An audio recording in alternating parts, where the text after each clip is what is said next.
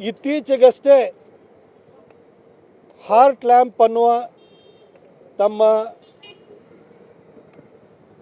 ಸಾಹಿತ್ಯ ಕೃಷಿಗೆ ಪ್ರತಿಷ್ಠಿತ ಬೂಕರ್ ಪ್ರಶಸ್ತಿಯನ್ನು ಪಡೆದಿರುವಂತಹ ಬಾನು ಮುಷ್ತಾಕ್ ಅವರಿಗೆ ಇನ್ನೊಂದು ಸಾರಿ ಅಭಿನಂದನೆಗಳು.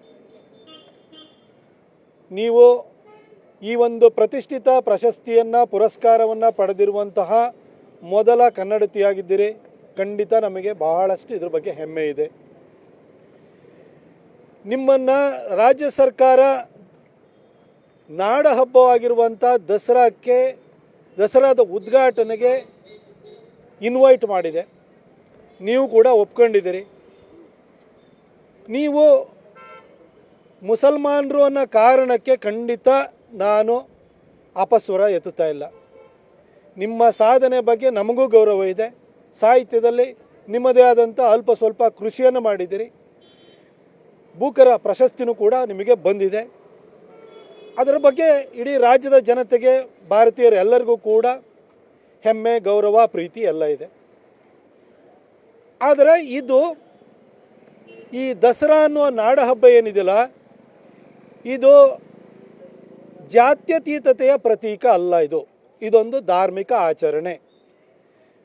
ಬಾನು ಮುಷ್ತಾಕ್ ಅವರ ವೈಯಕ್ತಿಕ ಧರ್ಮದ ಬಗ್ಗೆ, ಅವರ ನಂಬಿಕೆಗಳ ಬಗ್ಗೆ ನಮಗೆ ಯಾವುದೇ ತಕರಾರಿಲ್ಲ.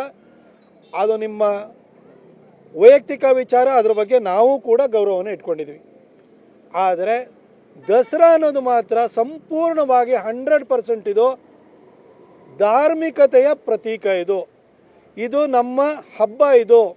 ಇದನ್ನು ನೀವು ದಸರಾ ಅಂತ ಕರಿತೀರೋ, ನವರಾತ್ರಿ ಉತ್ಸವ ಅಂತ ಕರಿತೀರೋ ನೀವು, ಅಥವಾ ದುರ್ಗಾ ಪೂಜೆ ಅಂತ ಕರಿತೀರೋ, ಏನಾದ್ರು ಕರ್ಕೊಳ್ಳಿ. ಆದರೆ ಇದು ಧಾರ್ಮಿಕ ಹಬ್ಬ, ಧಾರ್ಮಿಕ ಆಚರಣೆ.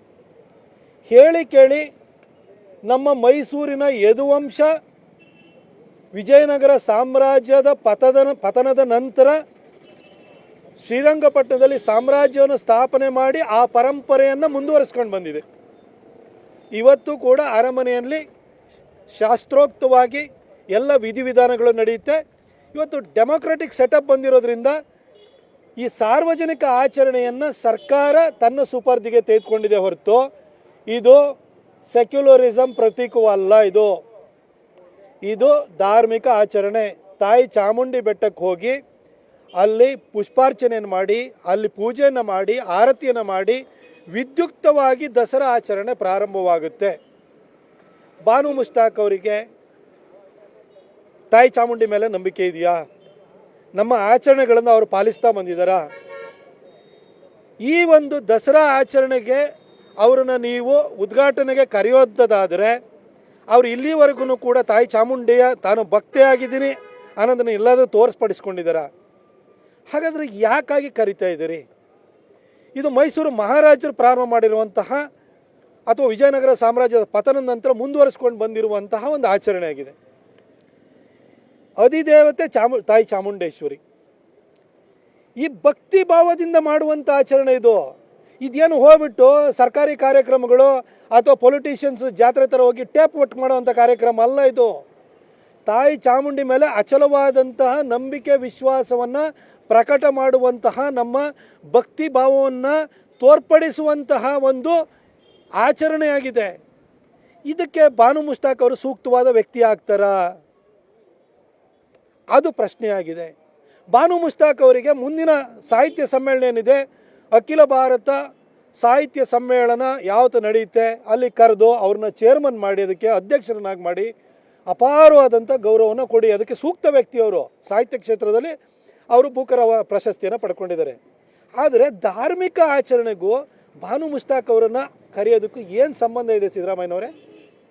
ಮಹಾರಾಜರು ಪ್ರಾರಂಭ ಮಾಡಿದಂತಹ ಪರಂಪರೆ ಬಗ್ಗೆ, ಅವ್ರು ಕಟ್ಟಿದ ವಿಶ್ವವಿದ್ಯಾಲಯದಲ್ಲೇ ಓದಿದಂಥ, ಅವ್ರು ಕಟ್ಟಿದಂಥ ಕನ್ನಂಬಾಡಿಲಿ ಕಟ್ಟೆ ನೀರು ಕುಡಿದಂಥ ನಿಮಗಂತೂ ಕೃತಜ್ಞತಾ ಭಾವನೆ ಇಲ್ಲ.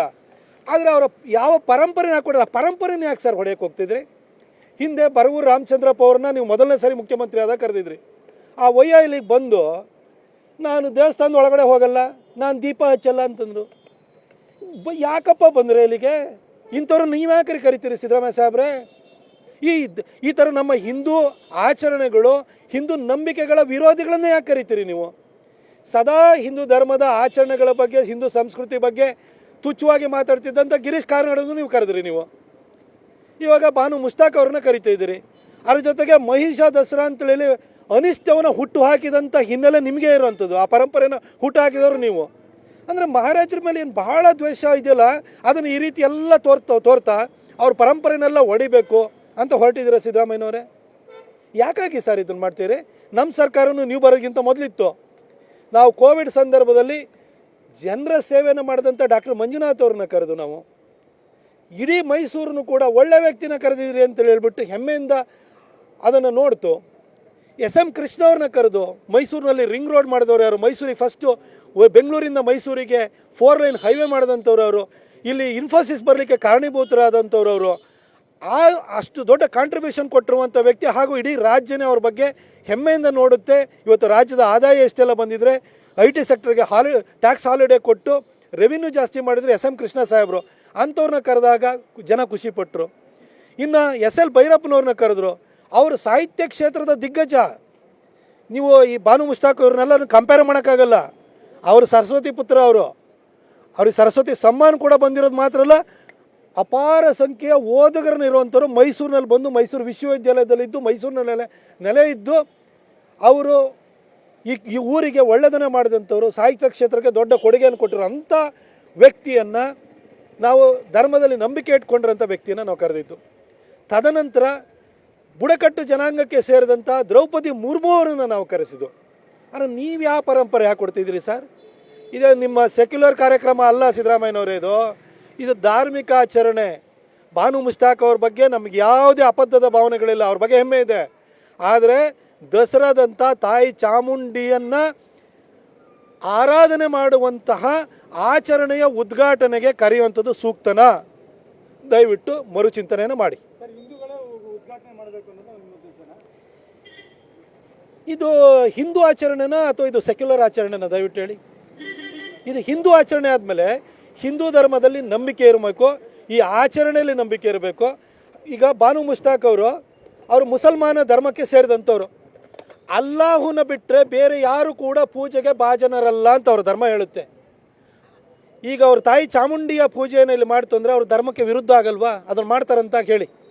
ಅವರು ತಾಯಿ ಚಾಮುಂಡಿಯಲ್ಲಿ ನನಗೆ ವಿಶ್ವಾಸ ಇದೆ, ನಾನು ನಂಬುತ್ತೀನಿ ಅಂತ ಅವ್ರು ಹೇಳ್ಬಿಡ್ಲಿ, ನಮಗೇನು ತಕರಾರಿಲ್ಲ.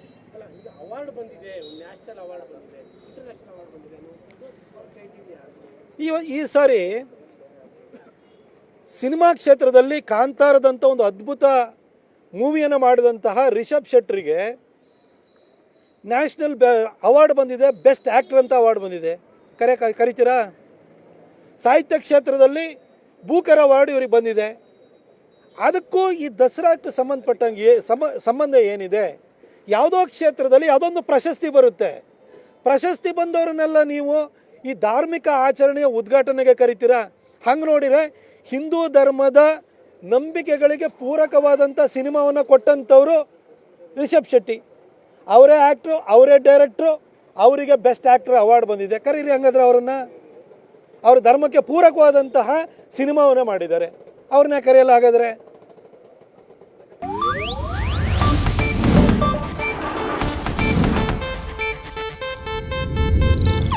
ಇದು ಏಷ್ಯಾನೆಟ್ ನ್ಯೂಸ್ ನೆಟ್ವರ್ಕ್ ಪ್ರಸ್ತುತಿ.